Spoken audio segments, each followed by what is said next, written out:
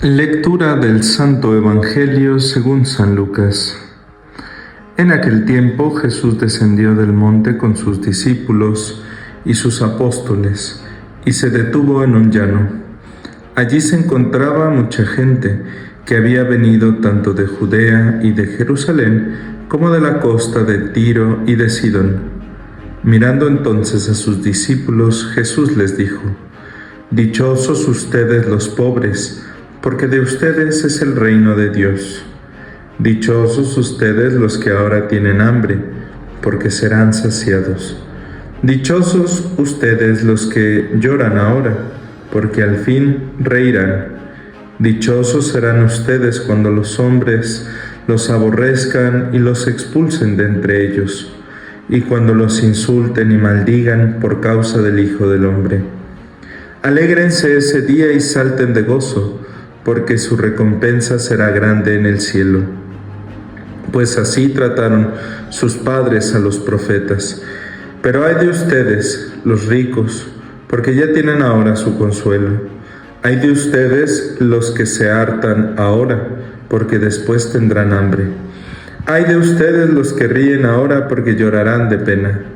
Ay de ustedes cuando todo el mundo los alabe, porque de este modo trataron sus padres a los falsos profetas. Palabra del Señor.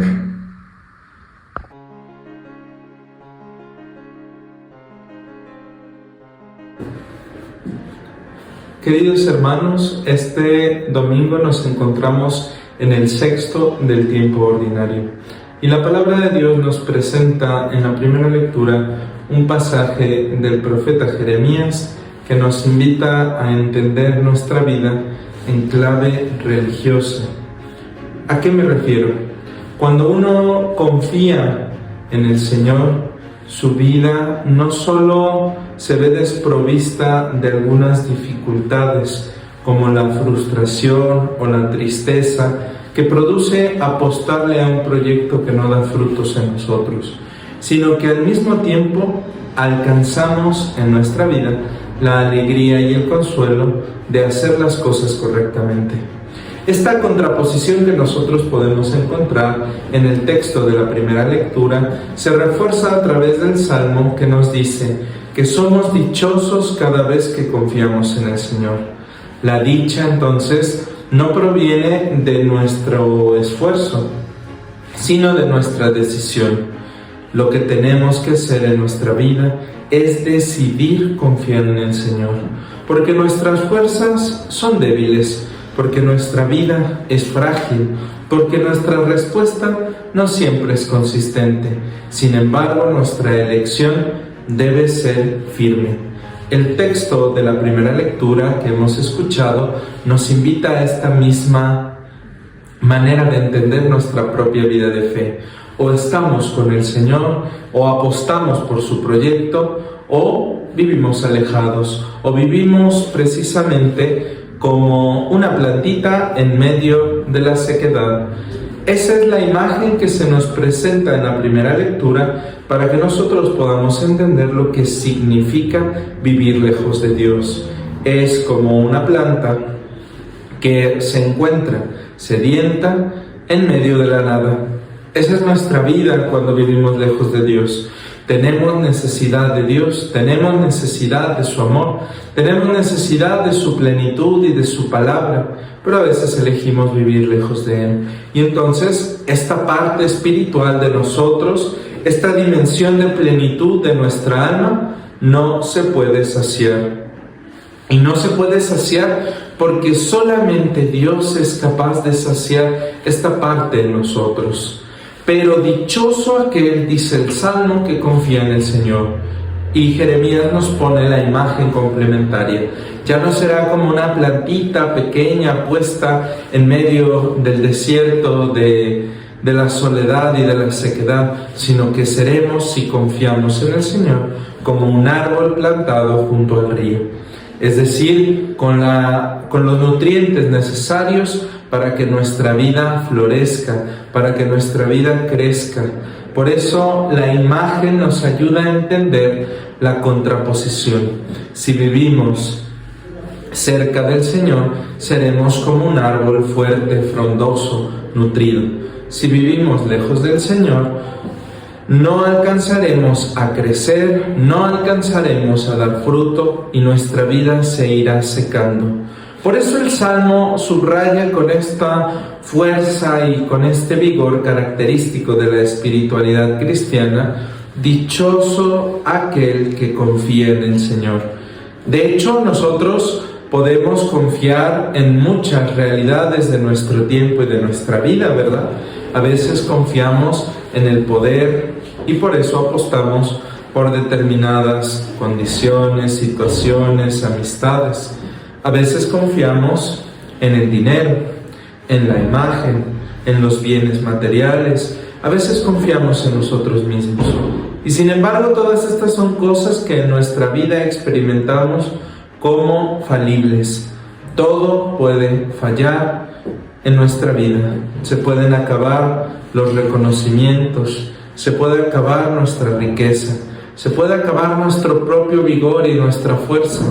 Y sin embargo, cuando ponemos nuestra confianza en el Señor, somos dichosos. Y esta palabra dichoso pasó a la literatura del Nuevo Testamento precisamente como una de las ideas claves.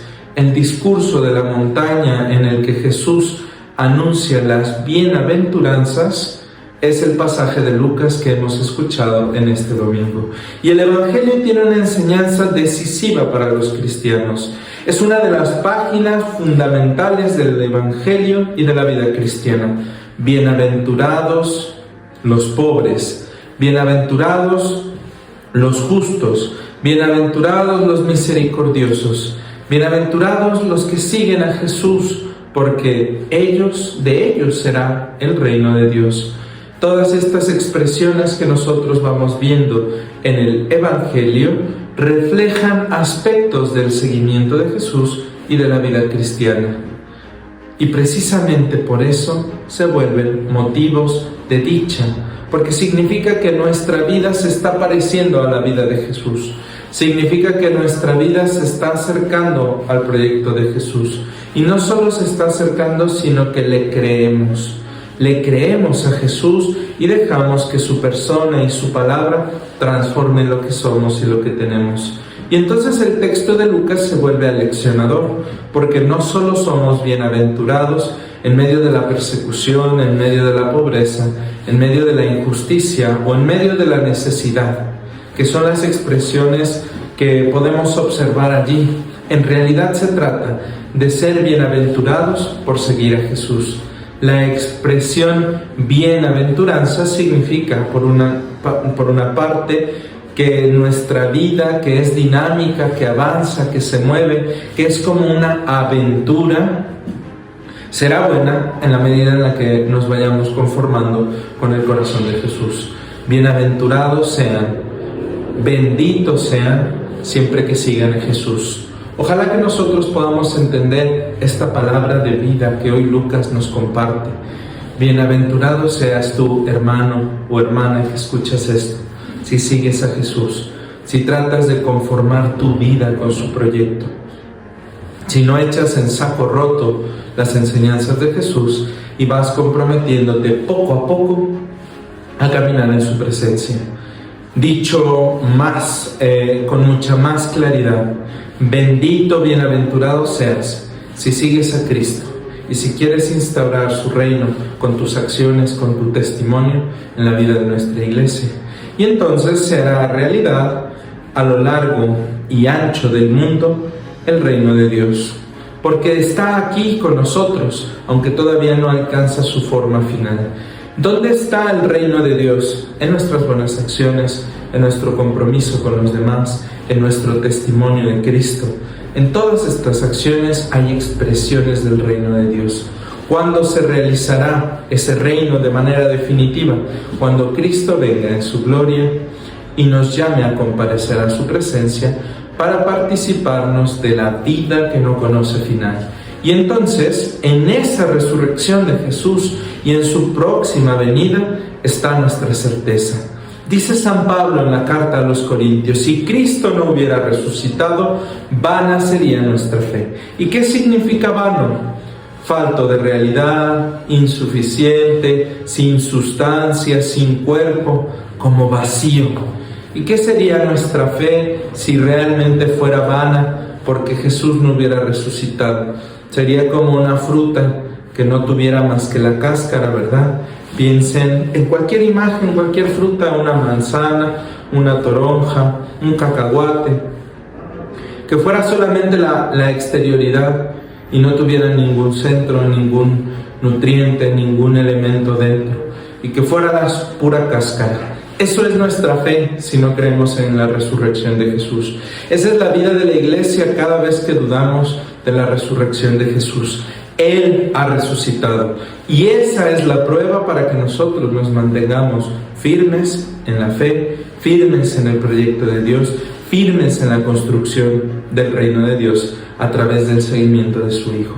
Pidámosle en este domingo que nos ayude a no confiar en ningún proyecto humano distinto del proyecto de Dios, que nos ayude a entender el proyecto de Dios para nosotros y para nuestra Iglesia, y que podamos ir caminando poco a poco en la construcción de ese reino a través del seguimiento de su Hijo, y así podamos ir alcanzando la bienaventuranza que Él quiere para nosotros. Que así sea.